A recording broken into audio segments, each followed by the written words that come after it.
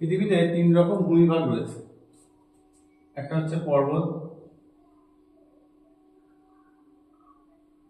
তারপর একটা হচ্ছে মালভূমি,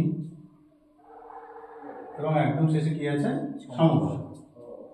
পর্বতটা অলরেডি আমাদের পড়া হয়ে গেছে। মালভূমি আর সমভূমি। এই যে দ্বিতীয় ভাগ মালভূমি, মোটামুটি এটা তিনটে ভাগ রয়েছে। তিন রকমের মালভূমি আমরা দেখতে পাবো। একটা হচ্ছে পর্বত বেষ্টিত মালভূমি,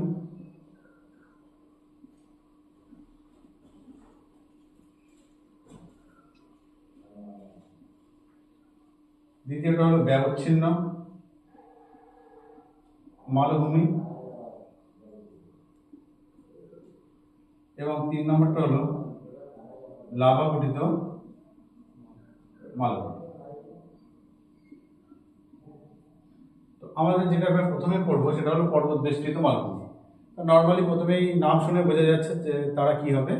পর্বত দ্বারা ঘেরা হবে। ঠিক আছে, তো এমন একটা মালভূমি যে কি হবে? পাহাড় দ্বারা ঘেরা।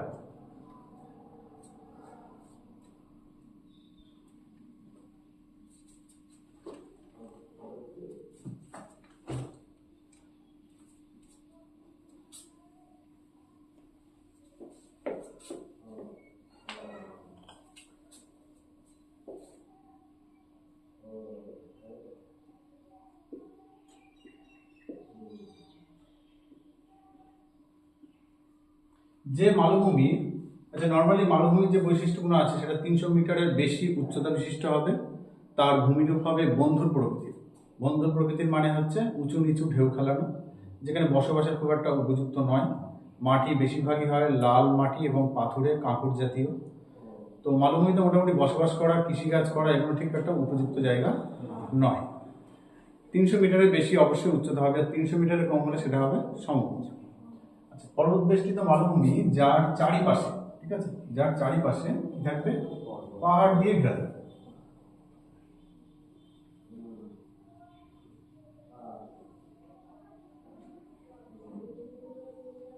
তো এর চারিপাশে কি আছে? পাহাড় দিয়ে ঘেরা আছে। আর এই মাঝখানের যে অংশটা পড়ে আছে এটা কি হবে? পর্বত বেষ্টিত মালভূমি।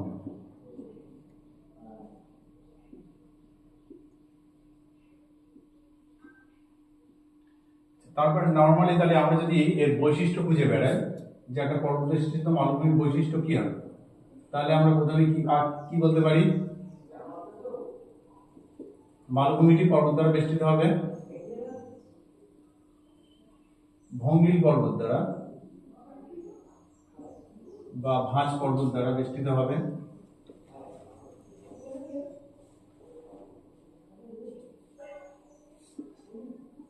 মানে তার চারদিকে কি থাকবে? ভঙ্গিল পর্বত থাকবে। 2 নম্বর বৈশিষ্ট্য আমরা কি বলতে পারি? বলো একটা দেখি তোমরা।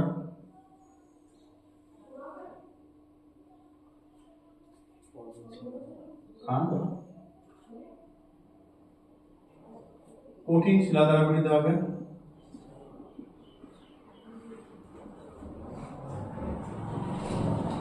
মানে চারপাশে কি হবে? ভূমিরূপটা কঠিন শিলা থাকবে। পাললিক শিলা দেখা যাবে।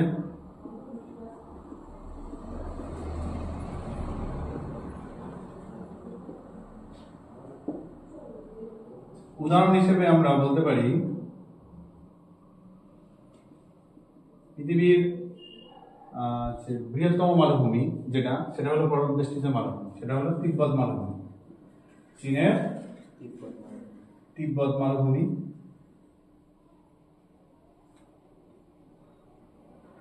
আর ভারতের লাদাখ মালভূমি। এই দুই মালভূমি কি হলো? পর্বত বেষ্টিত মালভূমির উদাহরণ।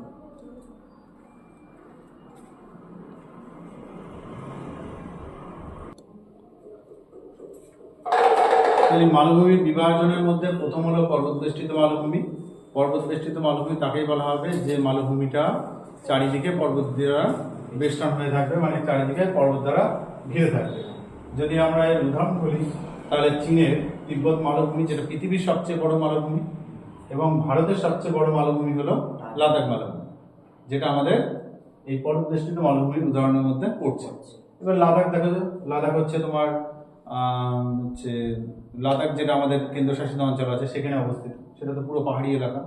আর চীনের তিব্বত অংশটা কি পাহাড়ি এলাকা, চারিদিকে পাহাড় দ্বারা ঘেরা অংশের মধ্যে এই মালভূমিটা আছে। যদি আমরা বৈশিষ্ট্য বলি তাহলে কি দেখা যাবে, চারিদিকে ভঙ্গিল পর্বত দ্বারা বেষ্টিত হবে, এর শিলা প্রচন্ড কঠিন হবে এবং এখানে বেশিরভাগই পাললিক শিলা দেখতে পাওয়া যাবে।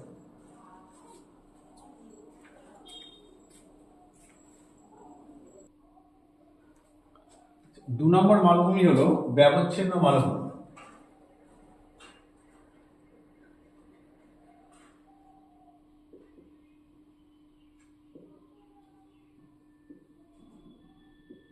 ব্যবচ্ছিন্ন শব্দটার মাধ্যমে কি বোঝা যাচ্ছে, যে কোনো কিছু তাকে ছিন্ন করেছে বা আলাদা করে দিয়েছে। মানে একটা মালভূমি সেটা নানা কারণে কি হয়েছে, ছোট ছোট খণ্ডে বিভক্ত হয়ে গেছে।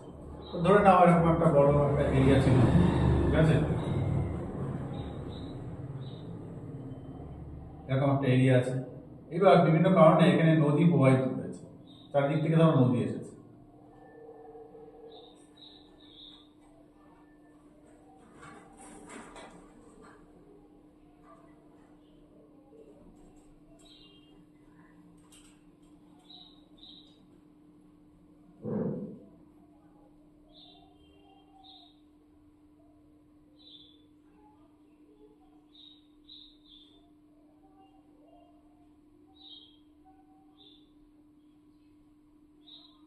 তো এই চারিদিক থেকে নদী আসার ফলে কি হলো, এটা কি হয়েছে, নদী চলে এসেছে।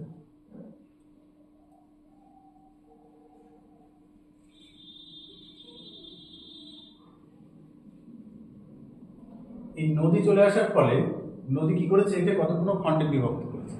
তবে এই খণ্ডে বিভক্ত করার জন্য প্রথমে যেটা বলতে হবে সেটা হচ্ছে যে ব্যবচ্ছিন্ন মালভূমি সেখানেই তৈরি হবে যেখানে কঠিন আর কোমল শিলা দ্বারা সেই মালভূমিটা গঠিত হয়। তো এটা পুরোটাই কি ছিল, একটা কঠিন আর কোমল শিলা দ্বারা গঠিত ছিল। তাহলে নদী যখন বয়ে আসবে তখন সে কি করবে, নরম শিলাগুলোকে ক্ষয় করতে করতে এগিয়ে আসবে। তো নরম শিলাগুলোকে সে ক্ষয় করে ফেলেছে, কিন্তু কঠিনগুলোকে আর ক্ষয় করতে পারেনি, তারা উঁচু হয়ে দাঁড়িয়ে আছে। আর নরম শিলাগুলো বয়ে তারা বিভিন্ন আকৃতি যেখানে পেয়েছে নরম, সেখান থেকে বয়ে নিচের দিকে চলে এসেছে। তাহলে কঠিন এবং কোমল শিলা দ্বারা গঠিত কোনো মালভূমির উপর দিয়ে যদি নদী দীর্ঘদিন ধরে তার ক্ষয়কার্য চালায়, তাহলে সেই মালভূমিটা কি হবে, কতগুলো খণ্ডে বিভক্ত হয়ে যাবে। এখানে শুধুমাত্র একটা নদী না, বিভিন্ন নদী চারিদিক থেকে আসবে, ঠিক আছে, এসে তাকে ক্ষয় করবে, করে তাকে খণ্ড খণ্ড করবে। তাহলে এই যে পর্বতের তার বৈশিষ্ট্য কি হবে,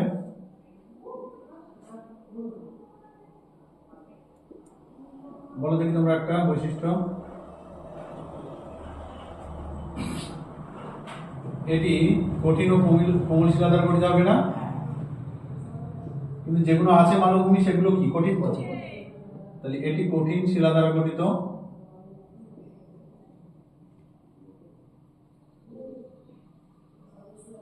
কে একে ক্ষয় করে, তাহলে নদী ক্ষয়কার্যের দ্বারা গঠিত হয়।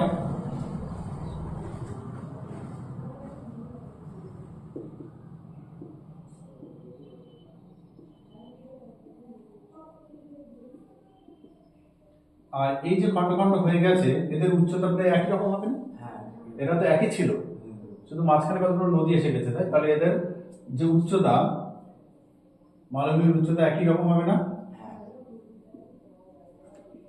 প্রকৃতি এবং উচ্চতা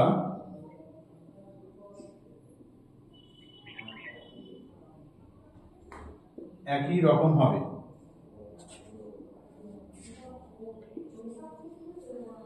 প্রকৃতি এবং উচ্চতা একই রকম হবে। আর যেহেতু নদীর ক্ষয়কার্যের দ্বারা গঠিত হচ্ছে, তাহলে এদের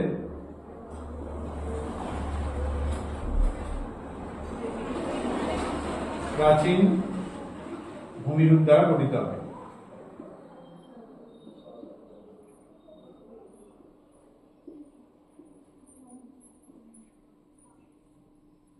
কারণ অনেক দিন ধরে ক্ষয়কার্য চলছে, তার ফলে এই ভূমিরূপটা সৃষ্টি হবে। তাহলে ব্যবচ্ছিন্ন মালভূমি হলো যদি কোথাও কঠিন ও কোমল শিলা দ্বারা গঠিত থাকে, তাহলে দীর্ঘদিন নদী প্রবাহের ফলে সেই কঠিন শিলাটাকে কি করে রেখে দিয়ে নরম শিলাটাকে ক্ষয় করে ফেলে এবং নিজে নদী তার নিজের গতিপথ বয়ে নরম শিলা বরাবর এগিয়ে যেতে থাকে। তাহলে সেটা হলো ব্যবচ্ছিন্ন মালভূমি, কারণ নদী কি করেছে বিভিন্ন মালভূমিকে আলাদা আলাদা করে দিয়েছে, একটা মালভূমিকে আলাদা আলাদা খণ্ডে বিভক্ত করেছে। যদি এর বৈশিষ্ট্য দেখি তাহলে এটা কঠিন শিলা দ্বারা গঠিত, কারণ এইগুলো কি কঠিন শিলা দ্বারা গঠিত, এখানে কোনো নরম শিলা থাকবে না, নদীর ক্ষয়কার্যের দ্বারা এটা গঠিত হবে, তখন নদী চলে গিয়েছে বলে এই মালভূমিটা সৃষ্টি হয়েছে।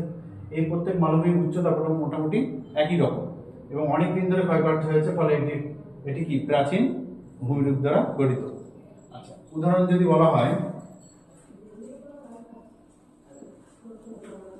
ভারতের মধ্যে বুন্দেলখণ্ড, বাগেলখণ্ড, মালনাদ, এই সমস্ত মালভূমিগুলো আমাদের ভারতের মধ্যে ব্যবচ্ছিন্ন মালভূমির উদাহরণ।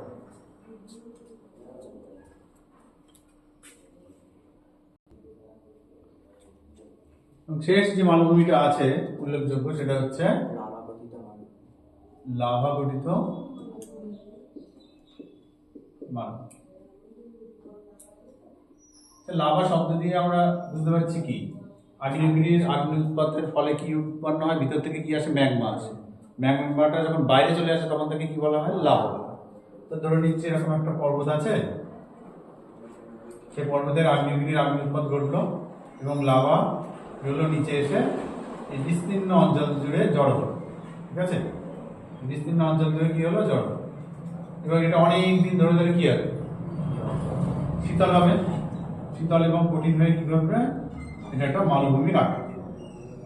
তাহলে এই যে মালভূমিটা গঠিত হবে, এই মালভূমিটা অত্যন্ত কঠিন প্রকৃতির হবে না, কারণ আগ্নেয় শিলা এই আগ্নেয় উৎপাতের লাভা দ্বারা গঠিত হচ্ছে। তাহলে এটা নর্মালি আমরা প্রথম বৈশিষ্ট্য কি বলতে পারি, একদম বৈশিষ্ট্য হিসেবে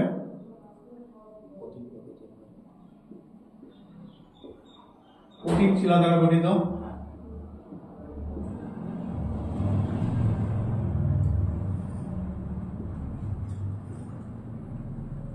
তাহলে লাভা গঠিত মালভূমি কি হবে, কঠিন শিলা দ্বারা গঠিত। 2 নম্বরে কি বলা যেতে পারে, এর মাথাটা কি চ্যাপ্টা প্রকৃতির না, উপর অংশ চ্যাপ্টা প্রকৃতির।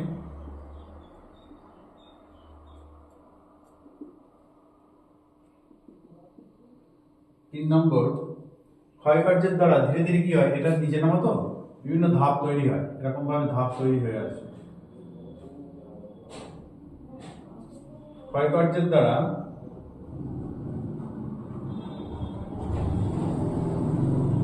একাধিক কি তৈরি হবে,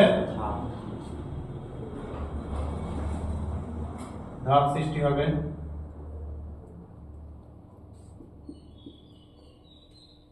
তাহলে কঠিন শিলা দ্বারা গঠিত হবে আমাদের লাভা মালভূমি। উপরের অংশটা চ্যাপ্টা প্রকৃতির হয়, ক্ষয়কার্যের দ্বারা একাধিক, তার মধ্যে কি সৃষ্টি হয়, ধাপের সৃষ্টি হয় এবং এর বিস্তৃতি মানে এর অনেকটা অংশ জুড়ে হয়।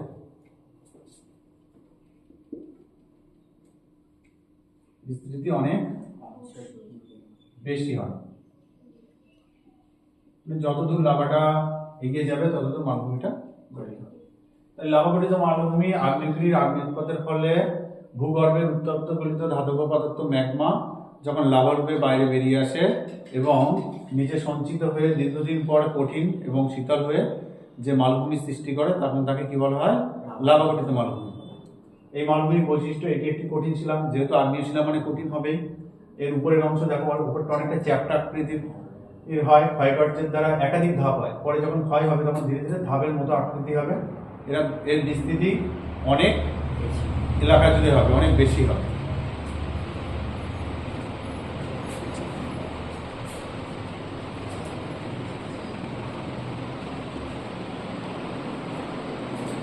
এর উদাহরণ ভারতের ডেকান ড্রাফ,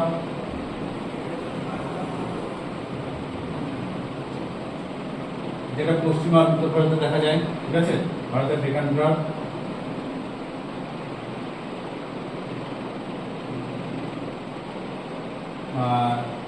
যেটা আমাদের আগ্নেয় শিলা দ্বারা গঠিত, দক্ষিণ ভারতের, আফ্রিকার ইথিওপিয়া,